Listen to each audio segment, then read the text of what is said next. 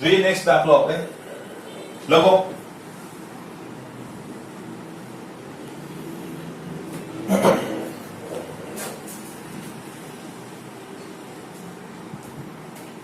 હું લખું છું એ રીતે લખો ફરીથી. E0 Fe plus 3 Fe is equal to minus 0.036 volt, comma E0 Fe plus 2 Fe is equal to minus 0.439 volt. આ લખી લીધો છે. હોય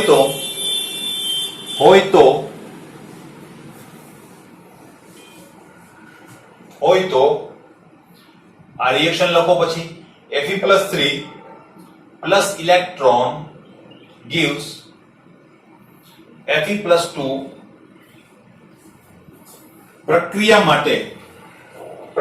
માટે વિદ્યુત ધ્રુવ પોટેન્શિયલ જણાવો. પ્રક્રિયા માટે વિદ્યુત ધ્રુવ પોટેન્શિયલ જણાવો.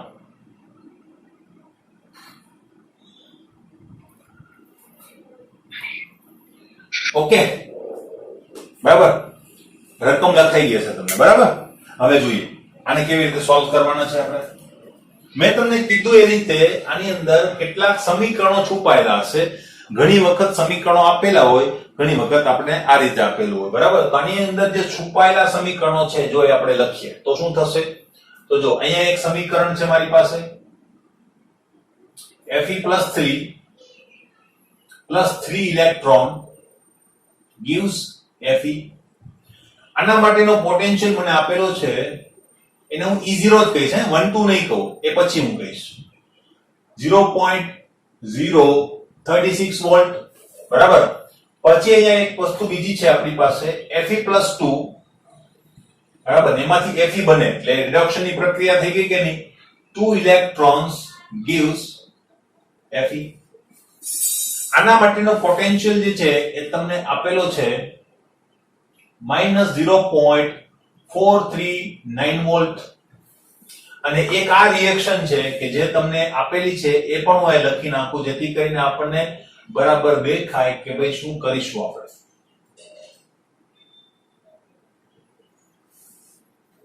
બરાબર. હવે તમારે વિચારવાનું કે ભાઈ અહીંયા શું કરીએ જેથી કરીને એકનો સરવાળો બીજા જેટલો થઈ શકે. બરાબર. એટલે અહીંયા કંઈક જો આ બેનો સરવાળો આના જેટલો થવો જોઈએ, આ બેનો આના જેટલો થવો જોઈએ, એવું કંઈક કરીએ. બરાબર. તો જો અહીંયા આ બે Fe plus 2 ઉડી જાય છે, બરાબર. બરાબર ને. અને આ બેનો સરવાળો આના જેટલો થાય છે કે નહીં જોવો જી. ખ્યાલ આવ્યો બધાને? કદાચ દેખાય છે ને, બરાબર. ઓકે. અને તો જો આ બંનેનો સરવાળો આના જેટલો થાય છે. હવે મેં તમને કીધું હતું એવું પહેલામાં બંધ તો આવી ગયું, ભાઈ પહેલા બે નો સરવાળો ત્રીજા જેટલો થતો હતો. અહીંયા જો ઊંધું જોવું પડશે. કદાચ એવું પણ હોય કે આમાં કંઈક વિચિત્ર કરવું પડે કે આ બે નો સરવાળો આના જેટલો થતો, બરાબર. તે એ જોઈ લેવા, એ આપણી પ્રેક્ટિસ ઉપર આધાર રાખે. એટલે પ્રેક્ટિસ માટે જ મેં આ એક બીજો દાખલો આપેલો છે, બાકી તો પેલાની જેમ જ થશે, બરાબર. સર સમીકરણ 1 2 માઈનસ નહીં કરવાનું ભાઈ, સરવાળો જ. સર માઈનસ ની જરૂર જ નથી, માઈનસ નહીં કરવાનું સર. એટલે આમ રિએક્શન રિવર્સ થઈ જાય તો માઈનસ કરવું પડે, પણ માઈનસ નું આપણે વિચારવાનું નહીં, સરવાળાનું જ વિચારવાનું. ખબર પડે છે? માઈનસ થાય તો માઈનસ ન કરી શકો, G1 - G2 = G3, બરાબર. પણ એ વિચારવાનું નહીં, આપણે સરવાળાનું જ વિચારવાનું. ખબર પડી? કારણ કે રિએક્શન જે છે ને એના મોસ્ટલી સરવાળા થાય, બાદબાકી આપણે કરતા નથી. અવાજ ચિરાગ તારે ત્યાંથી આવે છે? સમીકરણ 2 ને કાઢે તો સમીકરણ 2 ને ઉલટાવી કાઢે અને પછી સરવાળો કરે તો પછી તો પણ થાય. મેં કીધું એમ તમે ગમે એ રીતે કરી શકો. ખબર પડે છે? સેલો રૂટ જે પેલો દેખાય ને એ લઈ લેવાનો. તમારા બધાના જવાબ જે છે ને સેમ ટુ સેમ જ આવશે, બરાબર. ગમે એને સમીકરણ ઉલટાવો તો પછી E0 ઉલટાઈ જશે, માઇનસ નું પ્લસ, પ્લસ નું માઇનસ થઈ જશે, એ ધ્યાનમાં રાખવાનું, બરાબર. અને બાકી એપ્લાય કરી દેવાનું. બીજું ઇલેક્ટ્રોન આ બાજુ હોય કે પેલી બાજુ હોય એની વેલ્યુ તો પ્લસ જ રહેશે, બરાબર. ઇલેક્ટ્રોન માનો કે આ બાજુ હોય તો +1 એટલે કે n = 1, અને આ જ ઇલેક્ટ્રોન માનો કે તમે કોઈ બીજી રીતે કર્યું ને આ ઇલેક્ટ્રોન અહીંયા આવી ગયા તો પણ n = 1 જ, બરાબર. ઇલેક્ટ્રોન વિનિમય છે n ની વેલ્યુ એ 1 જ રહેશે, બરાબર. પછી અહીંયા 2 અહીંયા હોય કે 2 ઇલેક્ટ્રોન અહીંયા હોય, કારણ કે રિડક્શન ઓક્સિડેશન ની પ્રક્રિયામાં એનું સ્થાન બદલશે, તો એ જ્યાં હોય ત્યાં જ તમારે લખવાનું છે. ઓકે, બરાબર. અને તમે કોઈ ઉલટાવીને કરતા હોય તો તમે મેં કીધું એમ અહીંયા માઇનસ નું પ્લસ કરવું પડશે, તો મેં કીધું એમ સીધા કાન પકડાય છે, બરાબર. તો આમ શું કામ પકડવા જવા, ખબર પડે છે, એટલે એ વસ્તુ બીજું કઈ નથી, બરાબર. સીધું દેખાતું હોય તો બેસ્ટ, ના દેખાતું હોય તો પછી એ બધા વિચારો પણ આવે કે ભાઈ ઉલટાવો, 2 વડે ગુણો, મેં તમને કીધું 2 વડે ગુણવું પડે, 3 વડે ગુણવું પડે, બરાબર, ને પછી સરવાળો કરવો પડે. તો એ જે રીતે ગુણાય એ રીતે ઇલેક્ટ્રોનની સંખ્યા વધતી જશે. પોટેન્શિયલમાં કઈ ફરક નહીં પડે, પોટેન્શિયલને 2 વડે ગુણતા નથી, મેં તમને કીધું છે પહેલેથી, હા ને. તો એ રીતે તમારે શું કરવું પડે, એમાં આગળ વધવું પડે. આગળ ઉપર 1-2 એક્ઝામ્પલ બીજા આવશે, હું કોમ્પિટિટિવના એક્ઝામ્પલ કરાવીશ ત્યારે એની સાથે. તો એમાં આપણે એવું કરવું પણ પડે, ના પણ કરવું પડે, બરાબર. પણ મેં કીધું એમ પહેલા સરવાળાનું જ વિચારવાનું, બાદ બાકીનું તો વિચારવાનું નહીં, ઉલટાવાનું, 2 વડે ગુણવાનું રાસાયણિક સમીકરણ એ બધું ઓકે, ક્લિયર, ફાઇન. હવે આની અંદર આપણે સીધું સિમ્પલ રસ્તો જોયો કે ભાઈ આ બે નો સરવાળો આના જેટલો થાય છે, બરાબર. તો આ બે ને પહેલા રાખીએ, બરાબર ને. તો હું કામ આપણે હેરાન થવું, બરાબર. તો આપણે બે ને પહેલા જ રાખી દઈએ, એટલા માટે હું અહીંયા રફ કામ કરતો હતો, બરાબર. તો અહીંયા જુઓ Fe+3 વાળું પહેલું સમીકરણ લખીએ, પ્લસ ઇલેક્ટ્રોન gives Fe+2, બરાબર.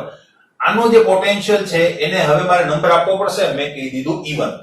તો આના માટેનો જે ડેલ્ટા G છે એ થઈ જશે G1 = -N1Fe10. ઓકે, બીજું સમીકરણ આપણે બીજું લખીએ, એ છે Fe+2 + 2 electrons gives Fe.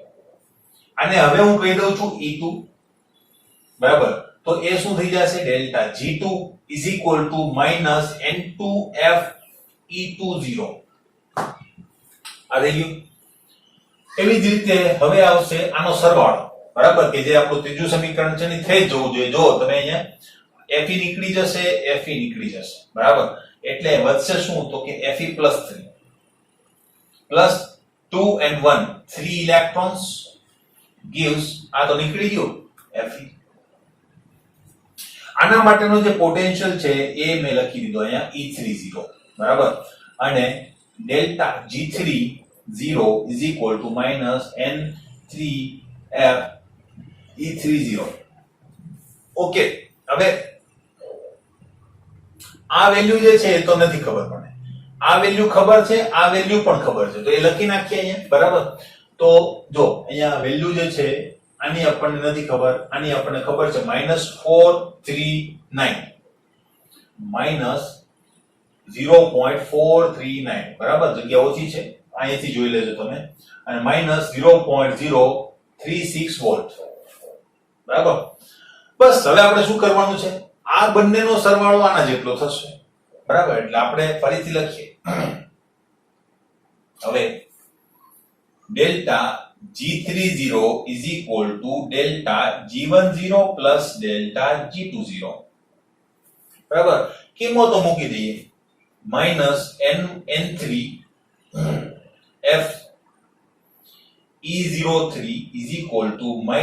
= બધા સૂત્રો અને બધા જે સમીકરણ છે એ બધા લખવાના, કોઈ શોર્ટકટ નહીં.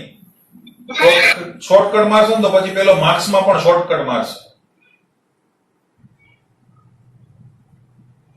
ઓકે, હવે F ને ઉડાડી દેવાના વિથ માઈનસ, અહીંથી માઈનસ કોમન લઈ લેવાનું, F ઉડી જશે અને અહીંયાથી F ઉડી જશે, માઈનસ પણ ઉડી જશે, તો એ બચશે શું, પહેલામાં હતું એ જ રીતે N3E30 = N1E10 + N2E20, બરાબર. હવે આની અંદર કિંમતો મૂકી, આપણે જોઈએ છે શું, E1.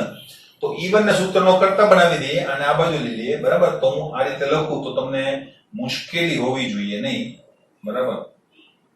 તો આખું લખું, N1E10 = આ બાજુ આવશે તો N3E30 માઇનસ n2 e2 0 અને આ n1 જે છે એને હું છેદમાં લઈ જાઉં, બરાબર. હવે કિંમતો મૂકી દઉં, બરાબર. E1 is equal to n3. n3 કેટલું છે? n3 એટલે 3 ના ઇલેક્ટ્રોન કેટલા છે? 3, બરાબર. તો અહીંયા 3e3 e3 કેટલું છે? તો અહીં લખેલું છે, બરાબર. માઇનસ 0.036 વોલ્ટ, બરાબર. માઇનસ n2 n2 કેટલું છે? 2, બરાબર. અને એના માટેનો પોટેન્શિયલ અહીંયા આપેલો છે, તો અહીંયા બહાર લખીએ 2 કૌંસમાં લખીએ 0.439. આના માટે પણ થઈ ગયું. છેદમાં n1 n1 એટલે કેટલું? તો n1 એટલે આ પહેલું રિએક્શન, પહેલા રિએક્શનમાં કેટલું છે? 1, તો અહીંયા 1 રાખી દઈએ. ઓકે, બસ. હવે આની અંદર તમે સરવાળા, બાદબાકી, ભાગાકાર, ગુણાકાર જે આવતું હોય તે કરશો, બરાબર. એટલે તમારો આન્સર જે છે એ આવશે 0.77. કેટલો આવે છે? આવે છે હા સર 0.77 વોલ્ટ. કોમ્પિટિટિવ એક્ઝામમાં પૂછાયેલો પ્રશ્ન છે, આવશે ત્યારે હું કહીશ કે જો આપણે આ કરેલો છે, બરાબર. પણ મેં કીધું એમ આ સૌથી વધારે છે ને ક્વેરીની અંદર આવતો હોવાના કારણે અત્યારે તમને કરાવી દઉં છું, બરાબર. તમને આની અંદર સૌથી વધારે મુશ્કેલી પડશે તો આપણે 2 એક્ઝામ્પલ કર્યા, બરાબર. બીજા એક્ઝામ્પલ જે છે એ આપણે આગળ ઉપર આવશે ત્યારે કરતા રહેશું. એની અંદર રીત સેમ ટુ સેમ છે, એમાં કંઈ બદલાવ નથી. ખબર પડી? ડેલ્ટા જી ની મદદથી ખાલી તમારે મગજ ક્યાં લગાવવું પડે કે ભાઈ કોનો સરવાળો કરવો, કોને ગુણવું, કોને ટ્રાન્સફર કરવું અથવા તો એને ઉલટાવવું રિએક્શન, એને, બરાબર. કરી લો સ્ક્રીનશોટ.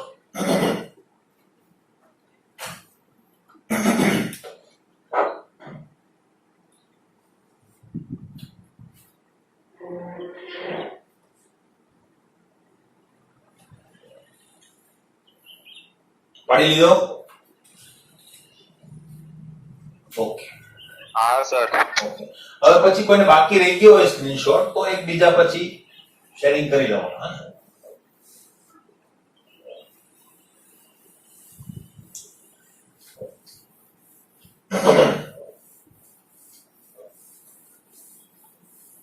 આપણી નેક્સ્ટ એક્ઝામ ક્યારે છે બેટા? 4 તારીખે? 10 તારીખે. 10 તારીખે છે, 10 તારીખે. બરાબર ને? એ આપણા આ આખા ચેપ્ટર ની હશે, હે, કહી દઉં તમને પહેલેથી જ. નેક્સ્ટ એક્ઝામ જે છે એ આપણા આખા ચેપ્ટર માંથી હશે, બરાબર. થિયરી અને એમસીક્યુ જે છે બધું આપણા આ ચેપ્ટર માંથી હશે. આ ચેપ્ટર પૂરું થઈ જશે, બરાબર. આની પછી 2 લેક્ચર આપણે એમસીક્યુ ના લઈશું અને કમ્પ્લીટ કરી દઈશું, બરાબર. એટલે એ વસ્તુ ખાસ ધ્યાન રાખજો. એટલે હવે નેક્સ્ટ આખું આ ચેપ્ટર છે તૈયારી શરૂ કરી દેજો, બરાબર, વ્યવસ્થિત રીતે. ઓકે, ચલો નેક્સ્ટ લખો.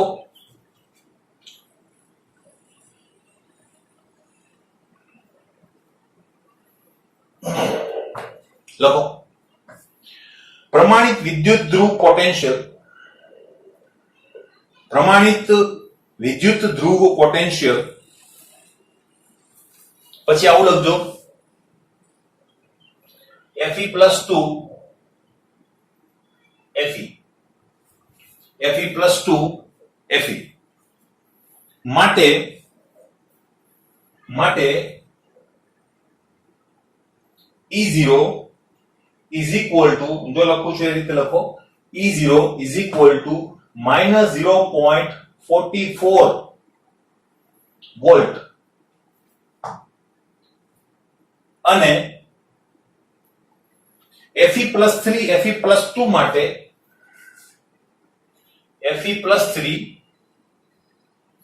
Fe+2 માટે E0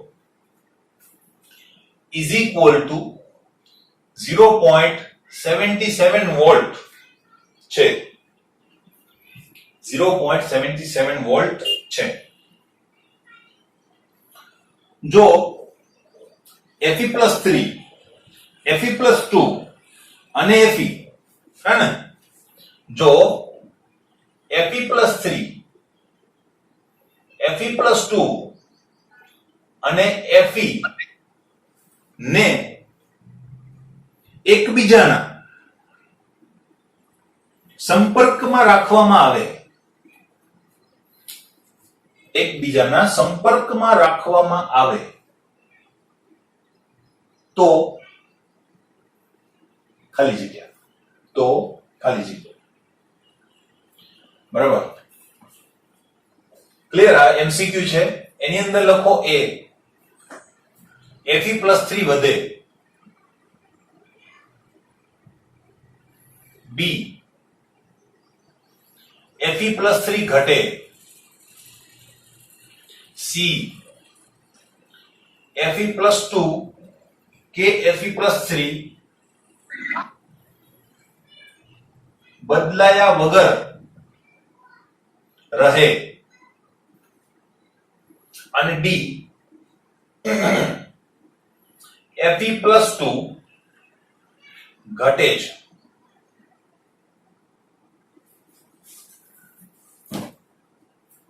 લખી લેજો ઓપ્શન્સ.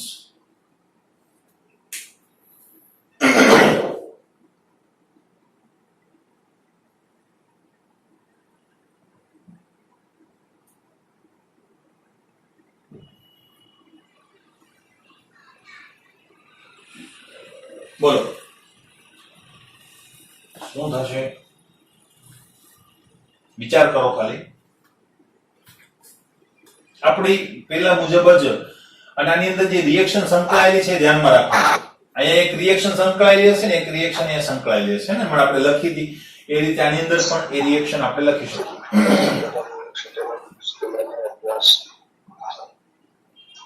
બેટા મ્યુટ કરજો. કોનું ચાલુ છે માઈક?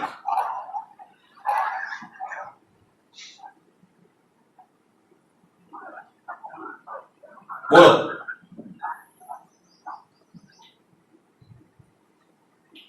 Fe3+ ઘટે. જોઈએ. ચાલો હવે જો આને કેવી રીતે પેલા સોલ્વ કરીશું. હવે જો આ બધા વિભાગો જે છે એ સંપર્કમાં છે. કેવી રીતે? જેમ આપણે વિદ્યુત રાસાયણિક કોષની અંદર બે દ્રાવણોને એકબીજાના સંપર્કમાં રાખીએ તે રીતે. બરાબર? એટલે એવું કઈ વિચારવા નથી કે દ્રાવણો કેમ સંપર્કમાં છે, શું થશે. બરાબર? એ લોકો સંપર્કમાં છે. હવે એ સંપર્કમાં છે એનો મતલબ આની અંદર આપણે એવું વિચારવાનું છે કે આમાં એનોડ કોણ બનશે, કેથોડ કોણ બનશે. બરાબર? એ વિચારવાનું છે. તો અહીંયાથી જો સિમ્પલ રીતે તમે વિચારી શકો. બરાબર? આ બંનેની અંદર આપણે વિચારીએ તો એનોડ કોણ બનશે, ઉપરનું. કેથોડ કોણ બનશે, નીચેનું. બરાબર? આ એનોડ અને આ શું બનશે? કેથોડ. ખબર પડી? એનોડ ઉપર શું થશે? ઓક્સિડેશન. બરાબર? એટલે અહીંયા આ બંને સંપર્કમાં હશે ત્યારે આ એનોડ બનશે, આ કેથોડ બનશે. એનોડ ઉપર શું થાય? ઓક્સિડેશન. બરાબર? તો આ પ્રક્રિયા તો રિડક્શન ની છે ને. થાશે શું? ઓક્સિડેશન. આમ થશે ને પ્રક્રિયા. ખબર પડી કે નહીં? હવે તો ખ્યાલ છે ને આ બધી વસ્તુ. બરાબર? એટલે આ બંને સંપર્કમાં હોવાના કારણે આ જીતી જશે. બરાબર? અને આ શું કરશે? ઓક્સિડેશન પામશે. ઓક્સિડેશન પામશે તો એનોડ ઉપરની પ્રક્રિયા ખરેખર થવાની કઈ છે? તો કે Fe માંથી મળશે Fe+2 અને પ્લસ શું મળશે? 2 ઇલેક્ટ્રોન. ઓકે.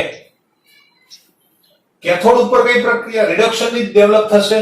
બરાબર? તો Fe+3 plus electron gives Fe+2. બરાબર? પણ અહીંયા એક રિડક્શન અહીંયા એક ઓક્સિડેશન થશે તો અહીંયા કેટલા રિડક્શન થશે? 2 થશે કે નહીં? બરાબર?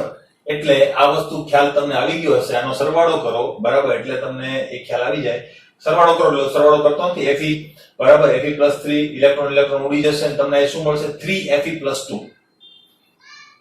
બરાબર? 3Fe+2. તો અહીંયા શું થાય? હવે જો Fe+3 વધે. ભાઈ Fe+3 તો ઘટીને શું બની જાય છે? Fe+2. એટલે પેલો ઓપ્શન કેવો છે? ખોટો. બીજું Fe+3 ઘટે. કેવો ઓપ્શન છે? સાચો. Fe+2 અને +3 બદલાયા વગર રહે. બદલાય તો છે જ. બરાબર? અને Fe+2 ઘટે. કેવો ઓપ્શન થશે? ખોટો.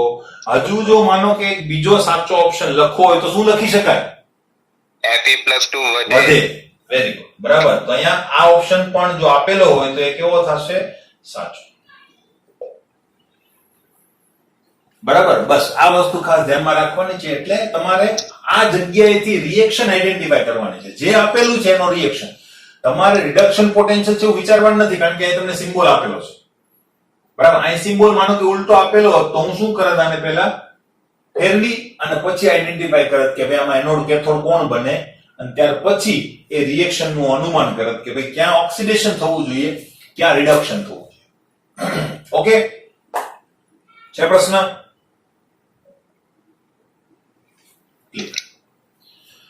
બરાબર, તો આવા પ્રશ્નો તમારી પાસે આવે ત્યારે પણ આ રિએક્શન લખી અને પછી તમારે આન્સર આપવો જોઈએ. ઓકે, સ્ક્રીનશોટ પાડી લેજો. જો કે તમે લખેલો છે આખો પ્રશ્ન પણ પેલું નથી, તો સ્ક્રીનશોટ પાડવો હોય તો પાડી લેજો, એટલે તમને એક હિન્ટ મળી જાય કે ભાઈ દાખલો કરવાનો કેવી રીતે છે.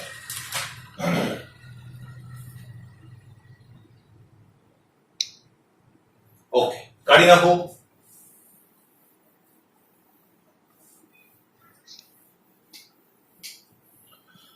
નેક્સ્ટ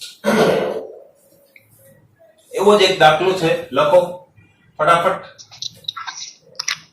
બરાબર, જે માથાકૂટ વાળા દાખલા છે ને એ પહેલા કરાવી દઉં. બરાબર, એટલે આપણી માથાકૂટ ઓછી થઈ જાય. બરાબર, અને તમને એક વેરાયટી પહેલેથી જ મળી જાય કોમ્પિટિટિવ ના લેવલ પર. સાદા એમસીક્યુ આપણે આની પહેલા એકવાર કરેલા છે ને. ઓકે, BaSO4 ના BaSO4 બેરિયમ સલ્ફેટ BaSO4 ના સંતૃપ્ત દ્રાવણની BaSO4 ના સંતૃપ્ત દ્રાવણની વિશિષ્ટ વાહકતા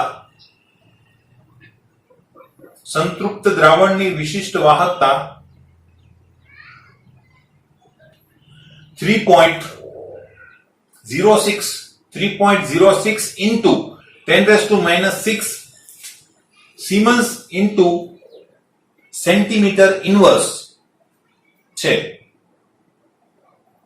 તથા મોલર વાહકતા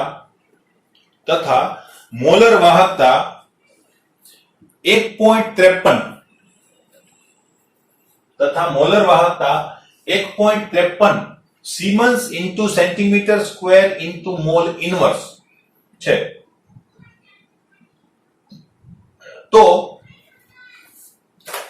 તો BaSO4 ની KSP શોધો. તો BaSO4 ની KSP શોધો. બરાબર, આખું બરાબર આપણે તો ભણીએ છીએ વિદ્યુત રસાયણ, એમાંથી સીધા ક્યાં પહોંચી ગયા? સંતુલન KSP ની અંદર.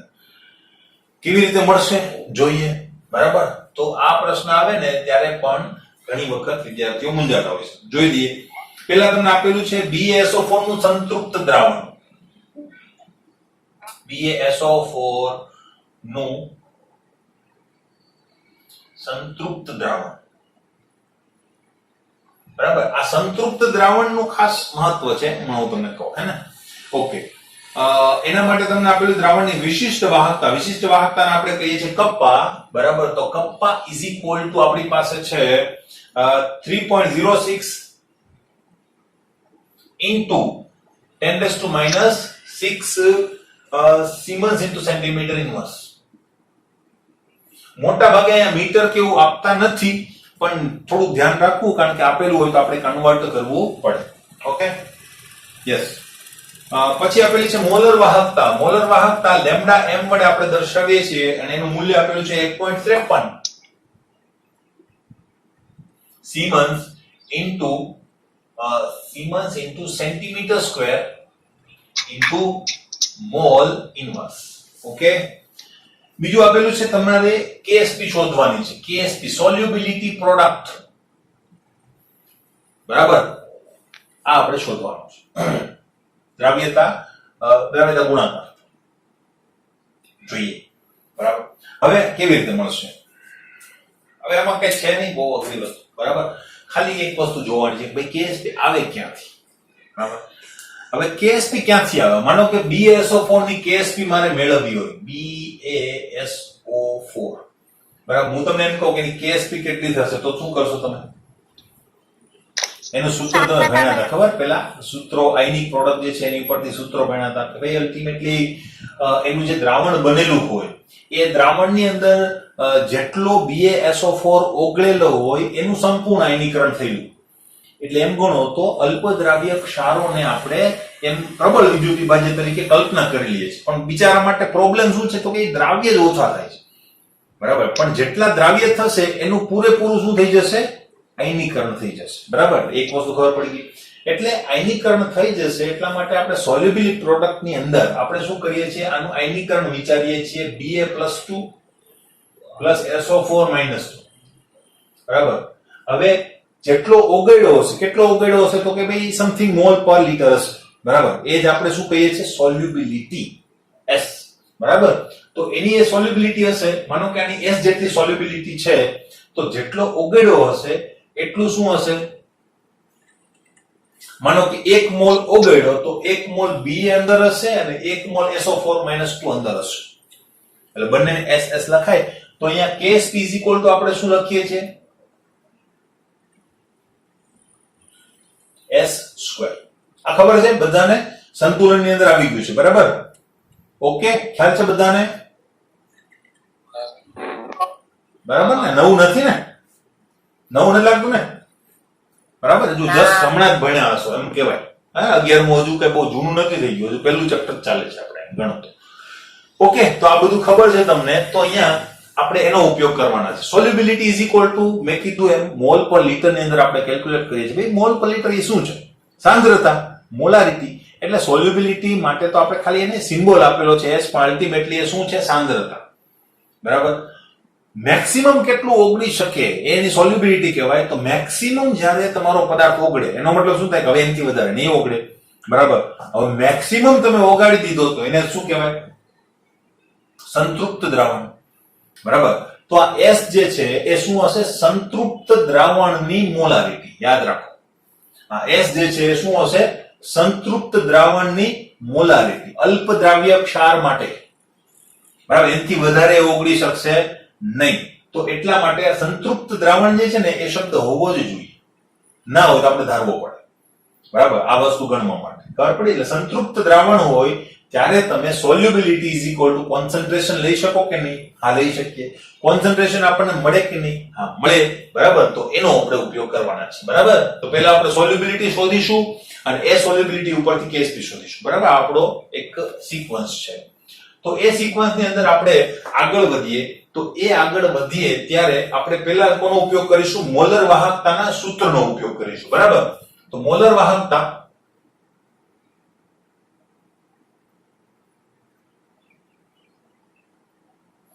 સૂત્ર આપણી પાસે છે જ, બહુ સિમ્પલ સૂત્ર છે અને આપણે બહુ બધી વખત એનો ઉપયોગ કરેલો છે, 1000/C. ઓકે, લેમ્બડા m છે, કપ્પા છે, બરાબર. C નથી તો C ને સૂત્રનો કરતા બનાવીએ ને, એ જ C સંતૃપ્ત દ્રાવણ માટે શું બની જશે, S, બરાબર. તો અહીંયા હું લખી દઉં, બરાબર. તેથી સાંદ્રતા C is equal to, શું કહી દઈશું એને, S, solubility is equal to kappa into 1000/C, બરાબર. સોરી, C ના બદલે હવે શું આવી જશે, ત્યાં લેમ્બડા.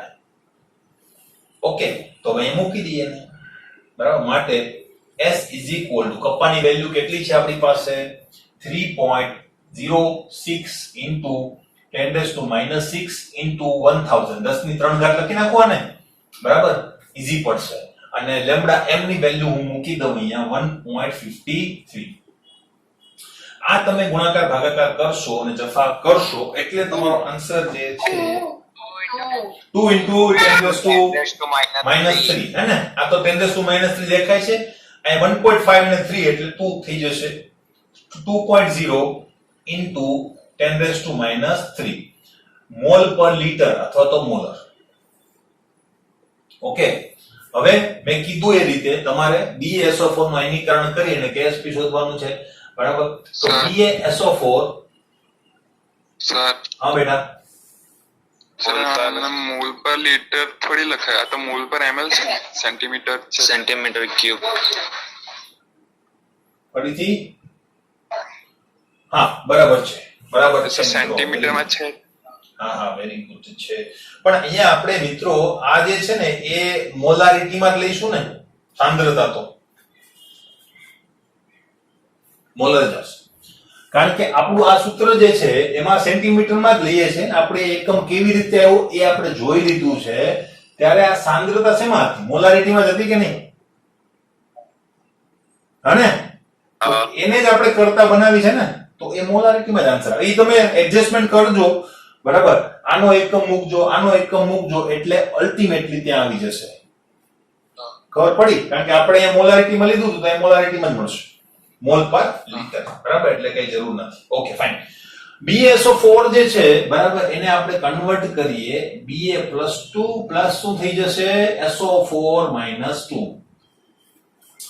તો અહીંયા આ બંને આની દ્રાવ્યતા માનો કે S જેટલી હોય તો આ પણ S જેટલું મળશે આ પણ S જેટલું મળશે S મોલર બરાબર તો અહીં શું થઈ જશે KSP બરાબર solubility product is equal to શું થશે S * S બરાબર is equal to S square is equal to આનો સ્ક્વેર કરો બરાબર તો 2 ગુણ્યા 10 ની -3 ઘાતનો square is equal to 4 into 10 raised to -3 into 2 એટલે 6 molar square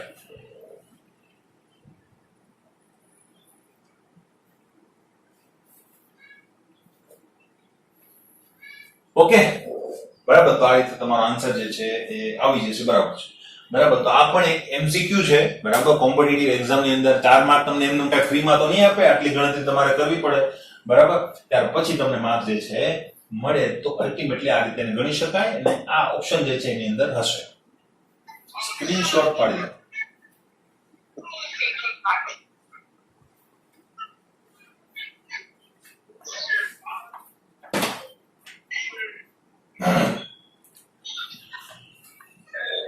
પડી ગયો સર હા સર અહીંયા સોલ્યુબિલિટી જે મોલ પર લીટર માં જ આવે કે પછી એના સિવાય પણ આવી શકે શું ફરીથી મોલ પર લીટર માં જ આવે છે ને એના સિવાય પણ એકમ હોઈ શકે સોલ્યુબિલિટી પ્રોડક્ટ આ KSP નો એકમ જે છે એ આના ઉપર આધાર રાખે તમે કયું સૂત્ર લીધેલું છે તેના ઉપર બરાબર ને માનો કે AlCl3 હશે તો પછી એ 4 ઘાતમાં આવશે ને હા એ નહીં સર આ S આપણે જે કોન્સન્ટ્રેશન તરીકે લઈએ તે તો એ તમે અહીંયા કયું કોન્સન્ટ્રેશન લીધું છે એ એના ઉપર આધાર રાખશે એટલે સોલ્યુબિલિટી મોલારિટીમાં જ હોય બરાબર પણ સોલ્યુબિલિટી ગ્રામ પર લીટરમાં પણ હોય એમ જો આને માનો કે ગ્રામ પર લીટરમાં કન્વર્ટ કરવા હોય તો BaSO4 ના અણુભાર વડે અહીંયા ગુણી નાખો તો એ ગ્રામ પર લીટર છે એટલે સોલ્યુબિલિટીના બે એકમ પ્રચલિત છે એક તો છે તમારું આ મોલ પર લીટર અને બીજું છે ગ્રામ પર લીટર પછી એ ગ્રામ પર ml હોય તો પછી એને લીટરમાં કન્વર્ટ કરીને એડજસ્ટમેન્ટ કરી શકે એટલે વજન ભાગ્યા કર પણ ml માં મોલ ભાગ્યા કર હા અહીંયા પણ ml માં મળ્યું ને ગ્રામ પર ml અહીંયા પણ આ શેમાં આવે છે ને આ તે સેન્ટીમીટર ક્યુબમાં આ શેમાં સેન્ટીમીટર ક્યુબમાં મોલર મેં તમને કીધું હતું એનો એકમ પણ સમજાવેલો છે વિડિયો જોઈ લેજો પાછો હા સર તે જ ટકા અને અહીંયા મોલર એટલે લીટર કર્યું ને આપણે મોલ પર લીટર એટલા માટે 1000 ચડેલા છે હા હા હા યાદ છે ને બાકી તો ખાલી જો ડાયરેક્ટલી આપણે ગણીએ ને તો ખાલી lambda m kappa upon c જ છે તો 1000 ક્યાંથી આવી ગયા લટકાના તો એ 1000 જે આવેલા છે અહીંયા સેન્ટીમીટર ક્યુબ હતા એનું આપણે લીટર કન્વર્ટ કર્યું એટલે જ આવેલા છે હા બરાબર એટલે અહીંયા મોલર છે તો પછી તમારે બીજું કઈ વિચારવાનું નથી તો આ સી જ અહીંયા મૂકેલો છે તો એનો એકમ મોલર જ આવશે મોલ પર litre okay fine okay fine ચાલો કાઢી નાખો હવે તો કાઢી નાખો હે ને ફટાફટ નેક્સ્ટ એક્ઝામ્પલ લખો આ બધા એમસીક્યુ છે કે પછી કરતા નહીં હા કે ભાઈ એમસીક્યુ તો કરાવ્યા જ નહીં ચાલો લખો વિદ્યુત વિભાજન દ્વારા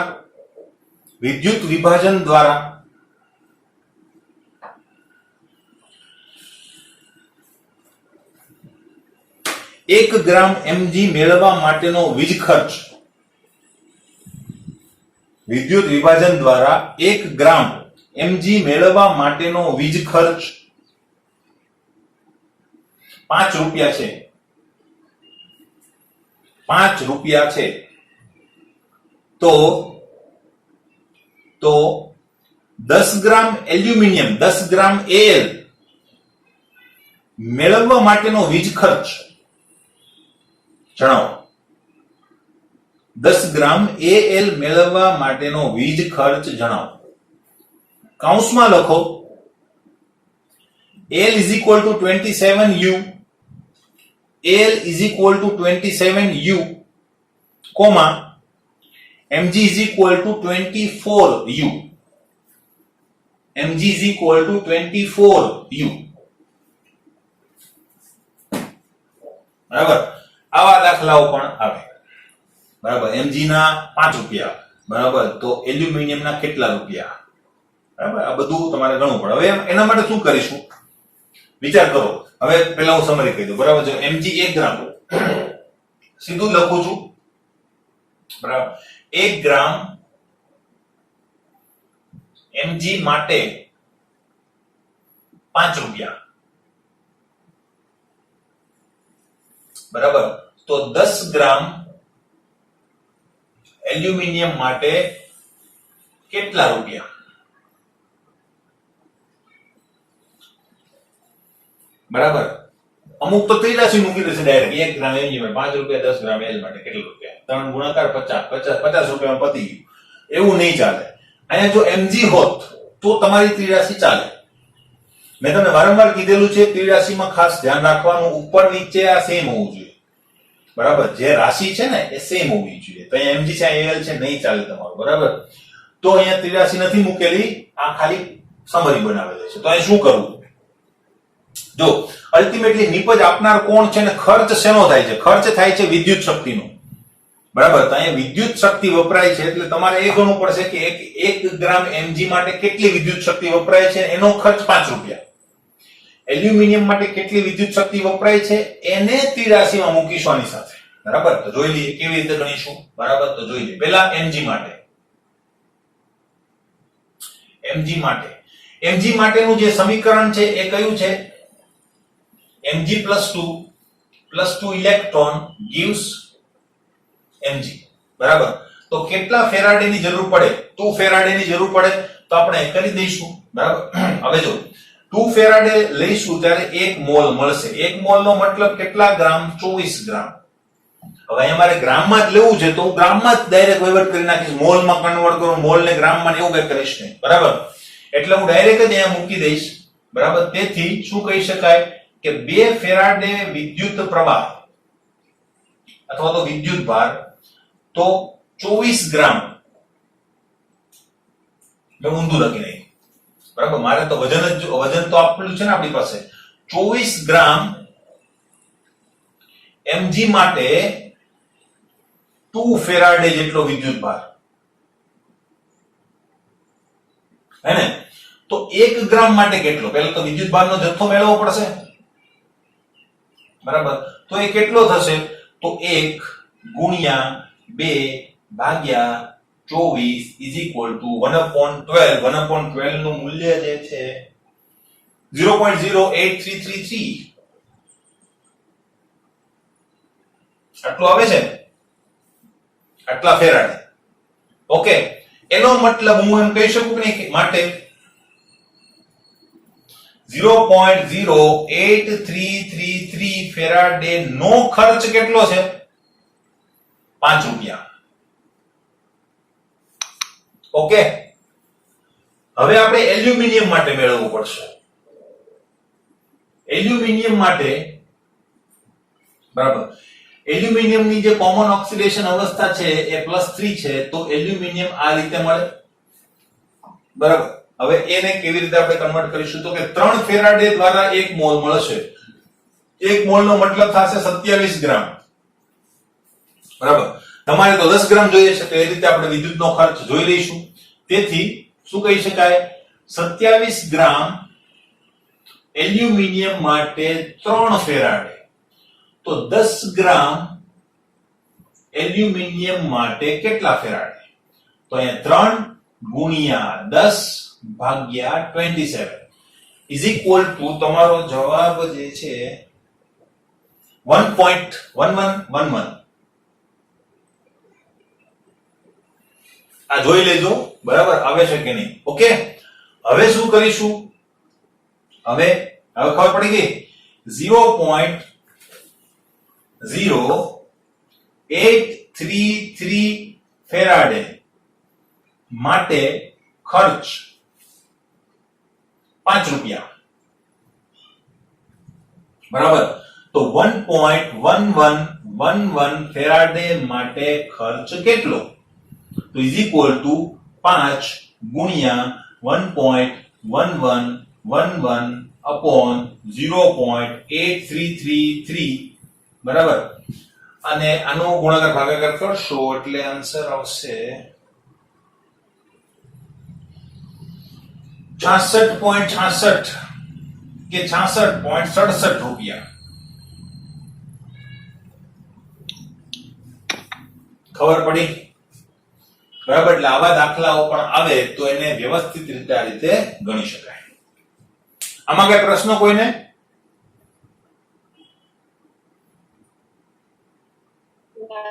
નહીં ને?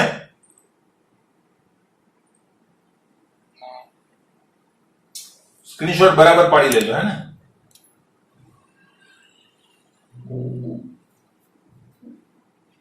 ઓકે, સ્ક્રીનશોટ પાડી દીધો હશે બધાએ. ક્લિયર? તો હવે આપણે આઉટ ઓફ ટાઈમ થઈ ગયા છે, તો હવે આપણે લેક્ચરને એન્ડ કરીએ. બરાબર, મેં તમને કહી દીધું આપણું જે નેક્સ્ટ ટેસ્ટ છે એ ટેસ્ટની અંદર